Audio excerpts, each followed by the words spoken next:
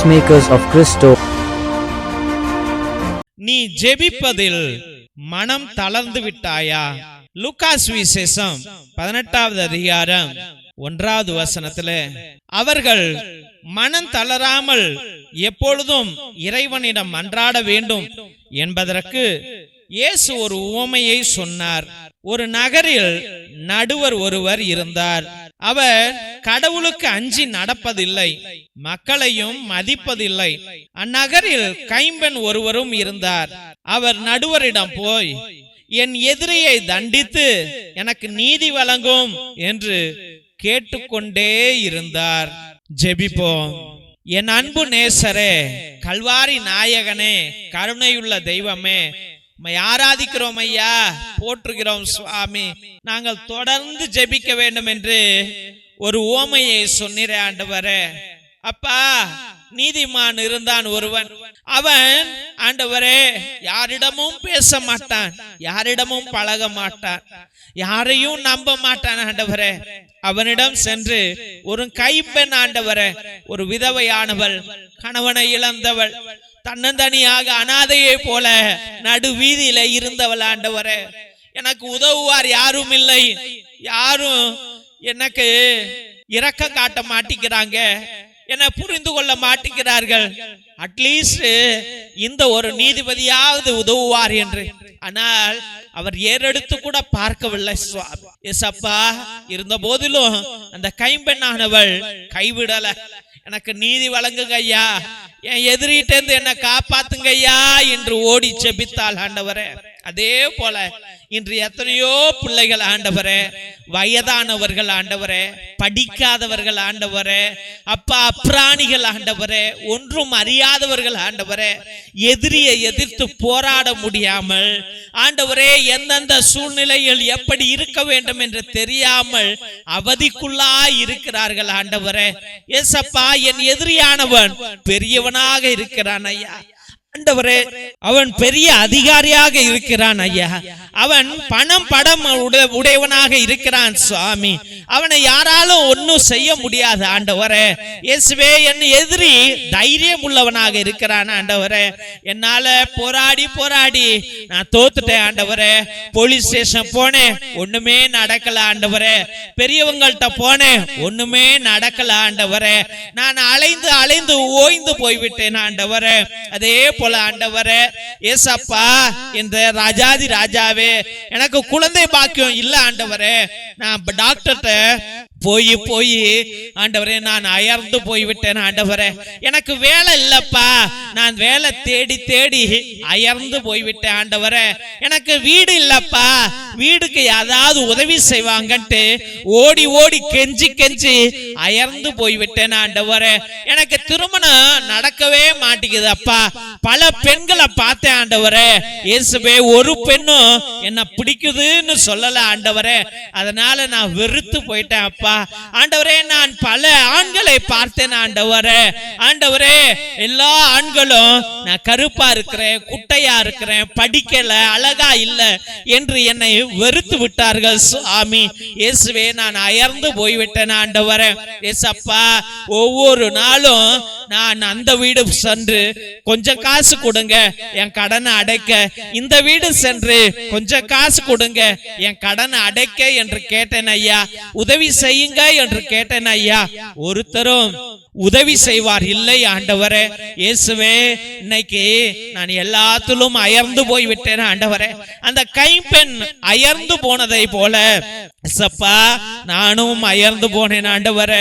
சோர்ந்து போயிட்டேன் ஆண்டவரே, வெறுத்து போயிட்டேன்ப்பா. இயேசுவே, எனக்கு தெரிந்த ஒரே நீதிபதி நீர்தான் ஆண்டவரே. இயேசப்பா, எனக்கு தெரிந்த ஒரே நபர் நீர்தான் ஆண்டவரே. இயேசுவே, என்னால போராட முடியலப்பா.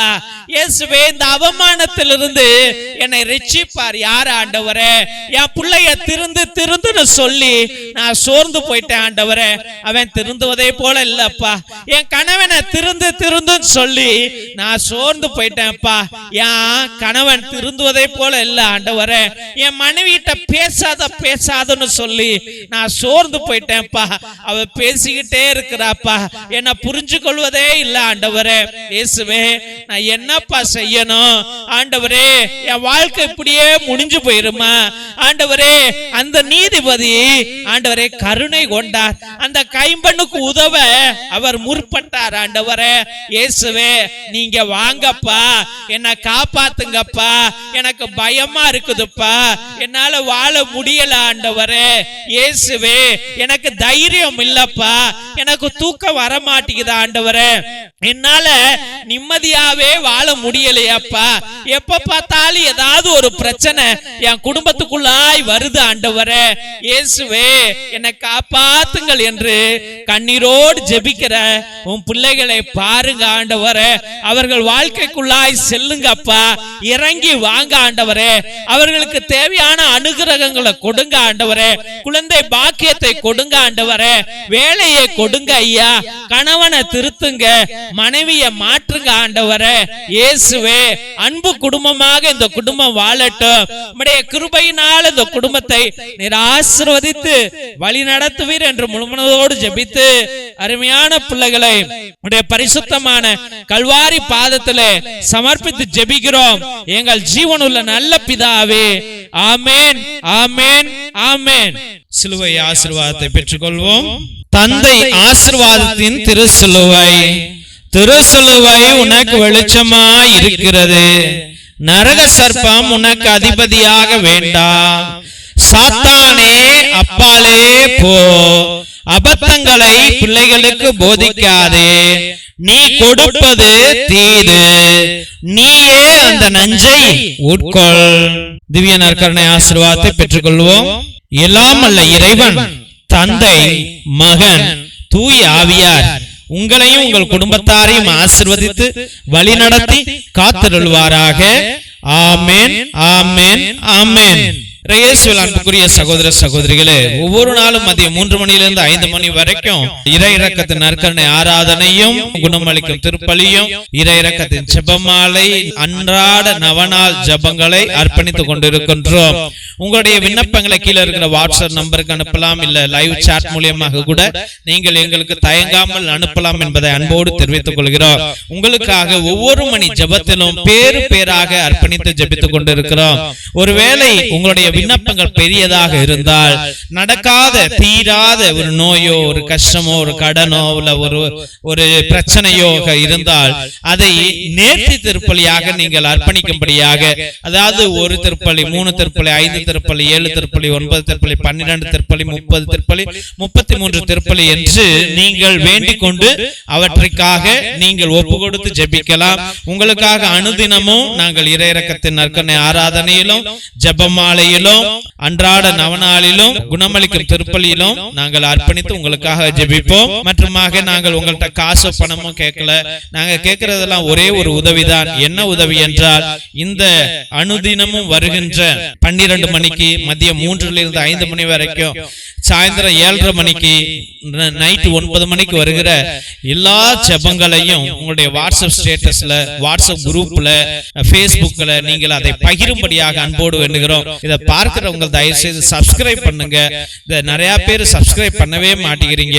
ஒருவேளை நீங்க பண்ணலன்னா, எங்க ஃபாதர்ஸ் இந்த சேனல் வளரல, மக்களுக்கு இன்ட்ரெஸ்ட் இல்ல போல இருக்கு அப்படி என்று நீங்க இந்த கரண்ட் எல்லாம் செலவு பண்ணிக்கிட்டு, கேமரா வச்சுக்கிட்டு, கம்ப்யூட்டரை போட்டுக்கிட்டு, நெட்டு பில்ல கட்டிக்கிட்டு நீங்க தயவு செய்து இதை செய்யாதீங்க. செலவுகள் தான் அதிகமாகும் என்று நிப்பாட்டி விடுவார்கள் தெய்வ பிள்ளைகளே. அதனால நீங்கள் எல்லாத்தையும் சொல்லி சப்ஸ்கிரைப் பண்ண சொல்லுங்க, அதை ஷேர் பண்ணும்படியாக அன்போடு வேண்டுகிறோம். மற்றுமாக தெய்வ பிள்ளைகளே, எங்களுடைய சபையில ஏகப்பட்ட ஏழை எளிய பிள்ளைகளுக்கு உதவி செய்து கொண்டிருக்கிறோம். உங்களுக்கு உதவி செய்கின்ற மனத்தன்மைகள் இருந்தால் நாங்க காசு பணம் கேட்கல. கேட்பதெல்லாம் உங்க பிள்ளைங்க, சின்ன பிள்ளைங்க இருக்கலாம், இல்ல உங்களுடைய அக்கா பிள்ளைங்க, அண்ணன் பிள்ளைங்க, தெரிஞ்சவங்க பிள்ளைங்க எல்லாம் இருக்கலாம், உங்க வீதியில கூட பிள்ளைங்கள் இருக்கலாம், உங்க ஊர்ல இருக்கலாம். அவங்கள்ட்ட பேசி அவங்க பயன்படுத்திய பழைய டிரெஸ்ஸுகள் ட்ரௌசரோ டிஷர்ட்டோ இல்லை ஷர்ட்டோ ஸ்கர்ட்டோ இல்லை சுடிதாரோ ஏதாவது இருந்தால் தயவுசெய்து அந்த பழைய ட்ரெஸ்ஸுகளை எங்களுக்கு அனுப்புங்கள். அது எங்க பிள்ளைங்களுக்கு ஒரு புதிய ட்ரெஸ்ஸாக மாறும் என்பதை தயவு செய்து நாங்கள் தெரிவித்துக் கொள்ள விரும்புகிறோம். அதனால உங்க பழைய ட்ரெஸ்ஸுகளை அனுப்புங்க. ஒருவேளை தேவன் உங்களை ஆசீர்வதித்திருந்தால் நீங்க எங்க குடும்பங்களுக்கு ஒரு சோலார் பல்பு 200 ரூபா 300 ரூபா இருக்கும். அந்த குடும்பங்களுக்கு கரண்ட் கிடையாது, ரோடு கிடையாது, குடிசைகள்ல தான் வாழ்கிறார்கள். அதனால உங்க நாமத்தின் நிமித்தம் உங்க குடும்பத்தின் பெயரால எங்க குடும்ப பிள்ளைகளுடைய வீட்டுல ஒரு விளக்கு எரியட்டும் என்பதை அன்போடு தெரிவித்துக் கொள்கிறோம் தெய்வ பிள்ளைகளே. மற்றுமாக மிரக்கல் ஆயில், அதிசய எண்ணெய், கோகனட் ஆயில் கிடையாது, அது மூலிகை எண்ணெய். அது எல்லா நோய்களுக்கும் வலிகளுக்கும் உதவும். அதை வாங்கி பயன்படுத்தும்படியாக அன்போடு வேண்டுகிறோம். மற்றும் 120 வருடங்களுக்கு முன்பதாக எழுதப்பட்ட உன்னத விடுதலை ஜப புத்தகம் இது. அந்த காலத்தில் நம்முடைய மூதாதையர்கள் செபஸ்தியா தகடு, அந்தோனியா தகடு எல்லாம் எழுதி வச்ச அதுல உள்ள கட்டு ஜபங்க, சாத்தான விரட்டுற ஜபம். இந்த ஜபங்கள் இதுல இருக்கிறது. இதை வாங்கி நீங்கள் பயன்படுத்துங்கள். வாழ்க்கையிலே நல்ல வெற்றி அடைவீர்கள் என்பதை அன்போடு தெரிவித்துக் கொள்கின்றோம்.